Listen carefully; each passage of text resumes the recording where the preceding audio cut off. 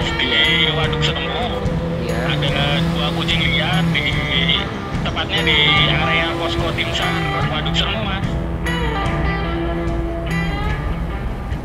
Kita bawa beberapa kandang lumayan besar, kemudian pet kargo, makanan, sama jebakan kucing.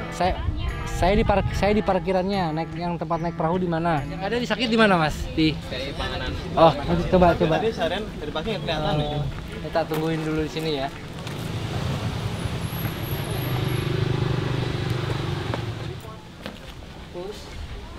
Udah kucingnya, Mas?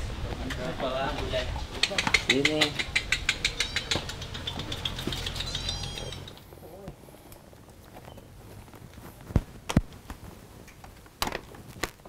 Ini masuk ya. Makasih ya ininya makanannya ya. Nih.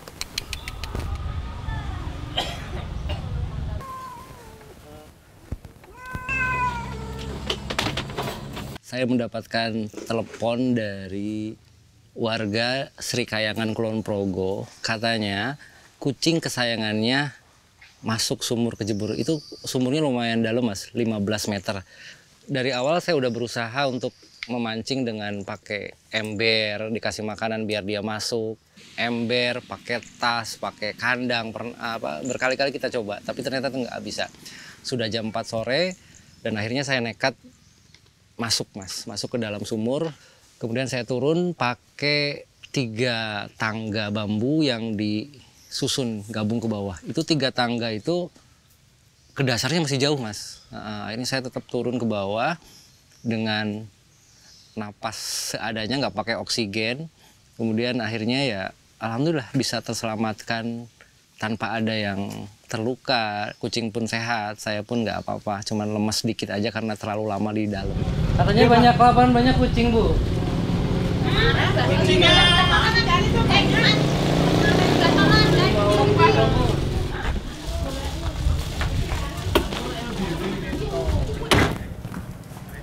Ada kucing nggak, Pak?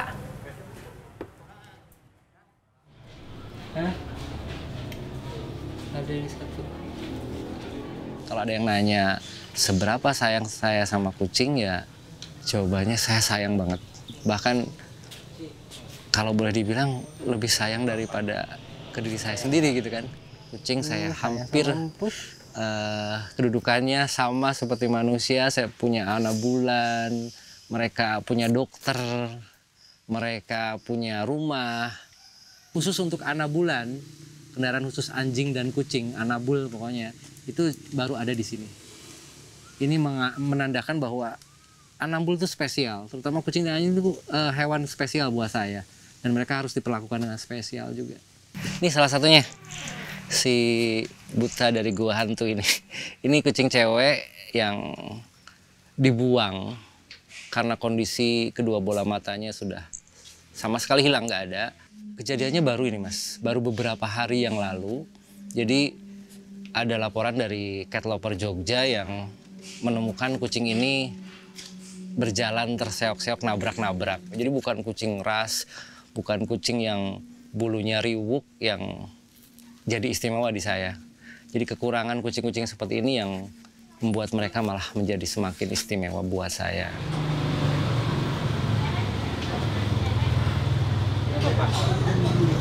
Ini banyak banget kucing dibuang di sini. Asli. Udah berkali-kali ke sini selalu ada, datang lagi. Akhirnya orang kebiasaan, Bu, orang diambilin terus dibuang lagi sini. Kucing-kucing yang datang ke RSK kondisi sakit itu kita masih bisa menangani dalam posisi yang keadaannya nggak begitu terlalu parah, Mas. Jadi kalau skabies, flu, terus sakit-sakit biasa kita masih bisa mengobatinya. Tapi untuk tingkat sakitnya yang parah biasanya kita langsung rujuk ke puskeswan, terus ke klinik hewan. Ini gampang, Bu. Oh, ini sama teman yang tadi, aduh kurus banget, hei. Ini sangat lucu, Pak Gugur.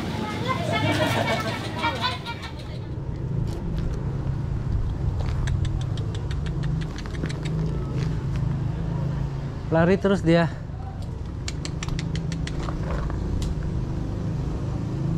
Makan, Pus. Cici, sayang ya. Nggak apa-apa, nggak apa-apa. Hei, hei.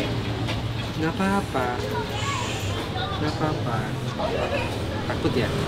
Nggak apa-apa. Nggak apa-apa. Selama kucing itu belum mati, tetap saya akan usahakan dibawa ke klinik, dioperasi. Meskipun saya sebenarnya sudah tahu, ini nggak akan lama. Tapi karena gak tega melihat kondisi kucing yang kesakitan, dan kalau saya rawat di RSK juga nggak akan maksimal, saya bawa ke klinik dengan biaya sebesar itu, 5.800.000 itu kalau dibelikan pakan berkarung-karung, dibelikan obat dapat banyak. Tapi itu jadi dilema, Mas, karena di satu sisi kita butuh dana untuk kucing-kucing yang ada di sini untuk pakan. Di satu sisi saya juga kasihan sama kucing oranye kalau cuman dibiarkan tergeletak di RSK. Pus, halo, lupa mau makanan. Pus,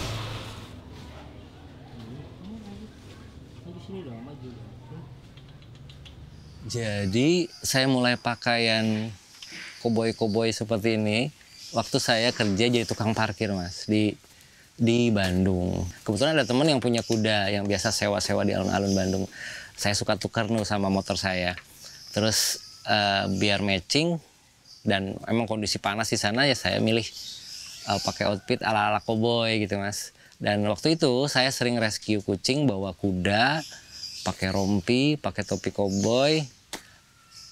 Makanya orang-orang sana nyebut saya, wah, koboi kucing. Koboi, sosok koboi kan kelihatan cowok yang urakan, tapi punya hati yang baik biasanya. Kalau saya lihat, saya juga suka lihat film-film koboi. Kalau koboi aslinya kan mereka menggembala sapi, kalau saya menggembala kucing. Makanya koboi kucing. Saya suka dengan sosok koboi itu ya seperti itu.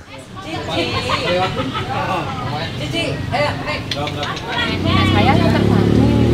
Kan ibaratnya kucing nggak pada mati. Kalau maksudnya nek kelahiran cuma dibuang kan kasihan tak pada mati. Tapi kalau diupainin kan maksudnya lebih apik, kono ya dapat pahala kan. Nah itu. Jadi harapannya ya betul Pak Budi itu ada yang bisa merawat masalah kucing-kucing yang liar itu. Harapan saya gitu, nggak ada lagi yang kecuali Budi yang bisa merawat kucing.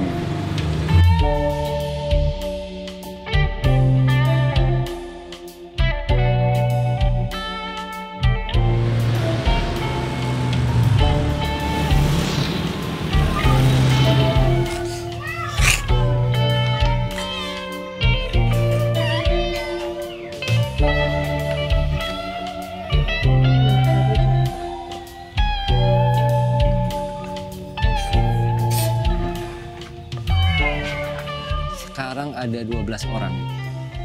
12 orang terdiri dari admin, bagian dapur, perawat kucing di belakang, jaga malam, terus yang bagian ngontrol malam hari, ngontrol ke belakang, jadi jaga malam sama bagian ngontrol kucing beda lagi. Pertama, saya suruh mereka untuk cek kondisi kucing yang sakit. Jadi ada berapa kucing yang sakit, kemudian mendata kucing yang sakit, membersihkan kandang, memberikan makan minum, kemudian merawat kucing-kucing yang sakit.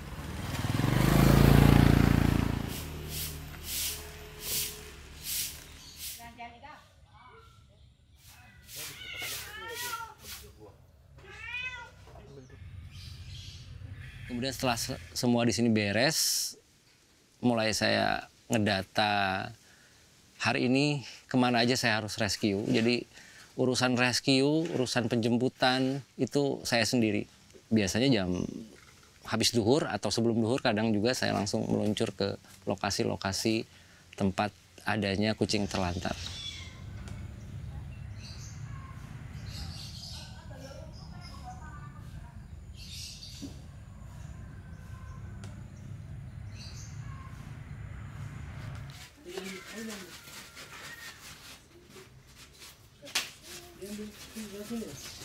Gini, jadi saya selalu bilang ke anak-anak yang kerja di sini, saya sekarang nggak bisa ngurus kucing lebih detail, lebih lama di belakang. Jadi saya punya tugas yang lebih berat, yaitu cari uang untuk mereka, untuk biar RSK itu bisa panjang gitu umurnya. Jangan sampai RSK kandas di tengah jalan. Karena semua di sini pakai uang, beli pakan pakai uang, bayar kerja pakai uang. Karena sampai detik ini belum pernah ada relawan yang dengan rela tanpa digaji yang bekerja di sini. Semuanya karyawan, nggak ada relawan.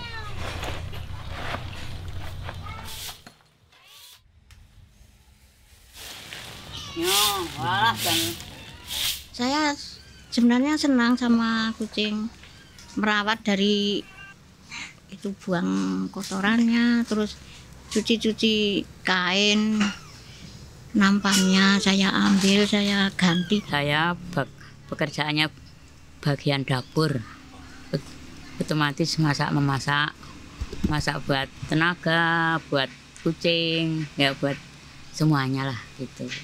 Ya mudah-mudahan tambah berkembang dan banyak yang ini, yang istilahnya ikut donasi, ikut memperhatikan kucing, kesejahteraan kucing. Harapan saya ya RSK itu supaya bisa maju, dapat angkringan yang lancar, tambah karyawan gitu ya, banyak yang penggemarnya gitu.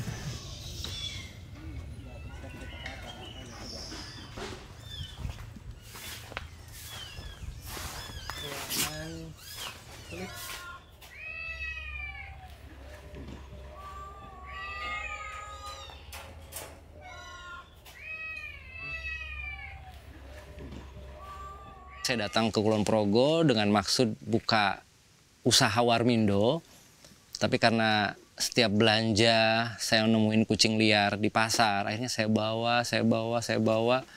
Akhirnya mereka terkumpul banyak, ada 40-50 ekor. Dan keadaan waktu itu lagi rame-ramenya virus corona itu, Mas. Kemudian akhirnya bangkrut lah. Kemudian saya mau pulang kampung tuh, karena usaha udah nggak jalan, udah tutup. Tapi saya digandoli kucing-kucing. Awalnya saya nggak yakin, Mas. Awalnya saya masih kekeh, saya nggak mau bikin rumah kucing di Kulon Progo. Karena apa? Biayanya nggak sedikit dan butuh komitmen yang kuat dan panjang. Tapi setelah Lebaran, akhirnya saya udah mantapkan hati saya mau bikin rumah kucing. Yang namanya Bima Sakti Mandraguna. Saya maksimalkan 500 ekor kucing, itu udah overload, baru kita tutup kucing masuk. Sampai nanti mereka ada yang teradopsi, baru kita buka lagi. Sehatnya kan, sebuah shelter tuh sehat ketika kucing itu keluar masuk. Sekarang perbandingannya 70-30. Dulu, waktu masih belum dikenal, sedikit sekali, Mas. Jadi 5 kucing diadopsi, 95 kucing masuk. Sekarang udah mulai dikenal dan banyak yang adopsi. Kalau saya boleh hitung, 85% itu berasal dari kucing-kucing liar terlantar di jalanan, di pasar, di perkantoran, di perumahan, di stasiun. Pokoknya di tempat-tempat yang ada kucing-kucing liar terlantar. Yang 15% itu dari kucing-kucing peliharaan yang dihibahkan ke RSK.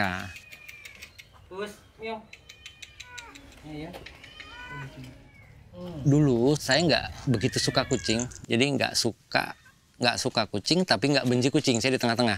Tapi begitu menikah sama istri saya waktu itu, saya tuh suka banget sama kucing, sayang banget sama kucing. Dia selalu bawa kucing kalau pulang kerja atau pulang dari mana ada kucing liar terlantar, dia bawa pulang.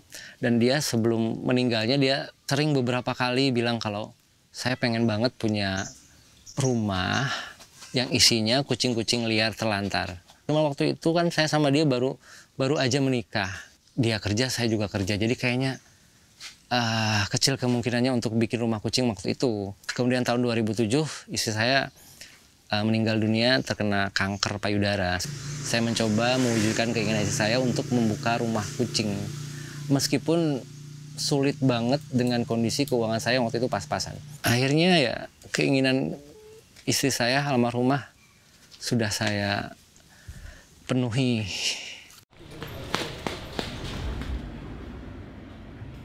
Ada yang buang di situ pasti itu. Iya. Ini banyak banget. yang buang kucing di sekitaran sini. Sejak saya datang ke sini juga sudah banyak kucing liar.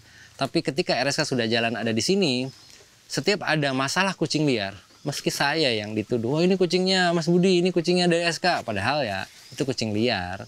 Kalau saya tidak menerima, akhirnya warga sekitar sini membuang kucing-kucingnya di RSK. Di sekitar RSK, di depan itu banyak. Sudah menjadi hal biasa ketika ada shelter kucing atau shelter hewan peliharaan apapun yang dikomplain warga, Mas. Foto-foto kucing, posisi keadaan mati. Dia kirim fotonya ke saya dan ini dia bilang, ini loh Mas, kucing-kucing RSK saya tembaki, saya mati. Saya nggak mau ada selentingan, ada omongan miring, kalau kucing dari jauh aja diterima. Dari Jakarta, dari Bandung, dari Surabaya, masa orang Girip ini mau nyerahkan kucing nggak diterima? Dia mungkin memancing emosi saya, cuman sayanya nggak terpancing dengan seperti itu. Karena kucing-kucing yang ada di RSK, semua pakai tanda pengenal kalung, pakai nomor.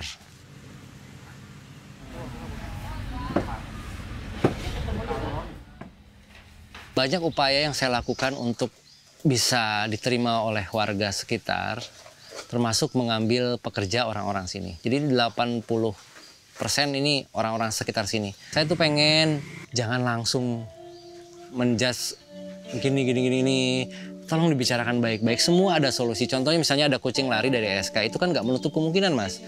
Tinggal lapor ke saya ambil gitu kan.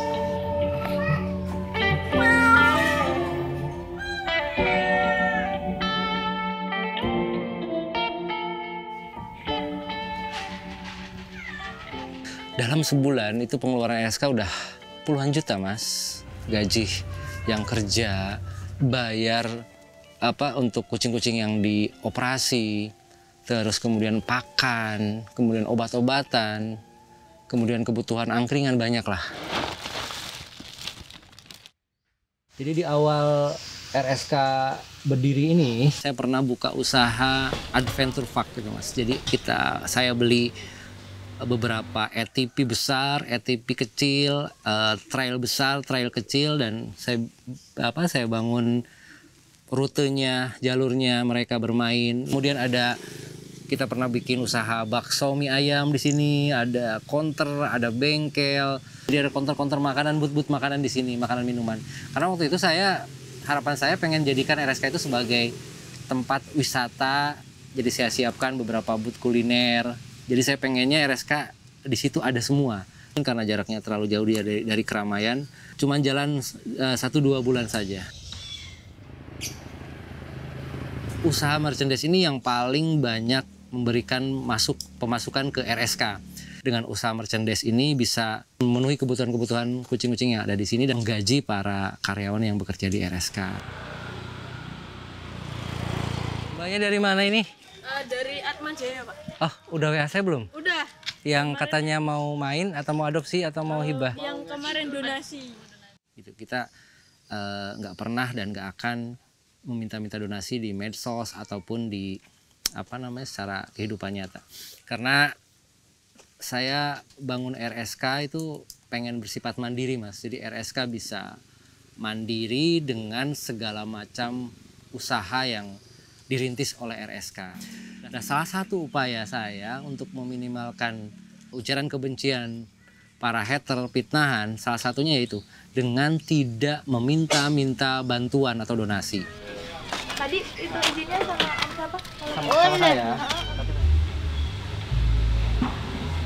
Perkiraan saya berbeda dengan kenyataannya, Mas. Para komunitas, nggak semuanya ya, beberapa komunitas itu malah menyerang RSK dengan hati-hati, katanya kegiatannya mencurigakan, hati-hati kucing untuk bahan eksploitasi. Ada juga yang bilang kucing dipakai pakan reptil, buaya, ular. Saya nggak punya buaya di sini, saya nggak punya ular. Beberapa orang dari mereka bahkan mau melaporkan saya ke Polres Kulon Progo, ke Polda DIY, dan saya masih tetap di sini. Silahkan laporkan saya.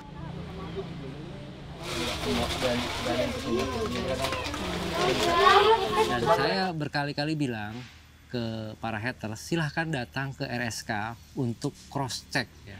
Tapi ternyata ajakan saya untuk ngajak diskusi atau datang ke sini dibalas mereka dengan tuduhan yang lebih sadis. Maka akhirnya saya lama-lama silahkan. Mau ngomong apapun, monggo silahkan. Nggak ngaruh, nggak ada dampak apapun ke saya. Bahkan dari Polres, dari Polda juga sering minta bantuan ke RSK. Jadi berarti itu satu tanda bahwa RSK emang diakui dan dibutuhkan. Mereka yang di Jogja, yang di daerah mana, tetap minta bantuannya ke RSK. Karena RSK jelas, tempatnya jelas, kemudian kapan saja bisa dikunjungi. Bagian tersulit mengelola RSK ketika saya terkendala masalah dana. Pakan butuh uang, beli obat butuh uang, bawa ke dokter butuh uang, karyawan pun kita bayar gitu kan. Bahkan kita menolak gitu kan, kucing-kucing yang datang ke RSK meskipun apapun kondisinya kita tolak. Sebenarnya nggak tega, tapi pada prakteknya Mas, meskipun kita kekurangan, ketika ada yang minta tolong kucingnya di rescue atau kucing liar ada yang butuh bantuan, kita tetap jemput kok pada akhirnya. Pemerintah sama sekali nggak ada. Pokoknya nggak ada sama sekali bantuan dari pemerintah. Harapan saya bisa membantu RSK dengan nggak perlu uang bantuannya. Dengan mengirimkan tenaga medis, dokter hewannya, mungkin memberikan obat gratis atau pengobatan gratis untuk kucing-kucing yang ada di RSK. Saya pengen bikin kafe kucing gitu, kafe kucing tapi di outdoor. Kayak di sini sudah saya rintis dengan angkringan dulu. Kedepannya pengennya RSK bisa jadi salah satu tujuan wisata murah gitu kan, tanpa perlu bayar tiket masuk, tapi mereka bisa nongkrong di sini, bisa makan minum di sini, bisa main dengan kucing gitu kan, dan paling nggak membantu untuk kebutuhan kucing yang ada di sini. Harapan saya, impian saya, tanah RSK yang sekarang saya sewa ini bisa terbeli pada akhirnya. Pengennya ini bisa terbeli. Sekarang kan kita masih sewa. Dan buat teman-teman cat lover yang memelihara kucing di rumah, saya harap sih jangan pernah membuang kucing peliharaannya di jalanan. Jadi jangan sampai kucing ketika bagus-bagusnya aja dirawat, disayangi, ketika sakit malah dibuang. Pertama yang jelas membuat saya kuat karena saya bawa keinginannya almarhumah istri saya itu jelas dalam banget, tidak terukur, dan bagi pihak lain, bagi orang lain mungkin nggak masuk akal. Banyak kok yang nyangka ke saya, wah pasti ngambil keuntungan dari mana? Barang-barang saya hilang satu persatu. Jangankan nggak hanya materi Mas, waktu tidur saya juga, hidup saya juga, bahkan diri sendiri saya nggak pernah saya urusin gitu kan. Jadi semua untuk kucing. Yang kedua, saya melihat ketika saya datang ke Kulon Progo, saya melihat banyak kucing-kucing terlantar yang tidak punya rumah untuk berteduh. Itu juga salah satu yang menjadi motivasi saya bertahan sampai sejauh ini.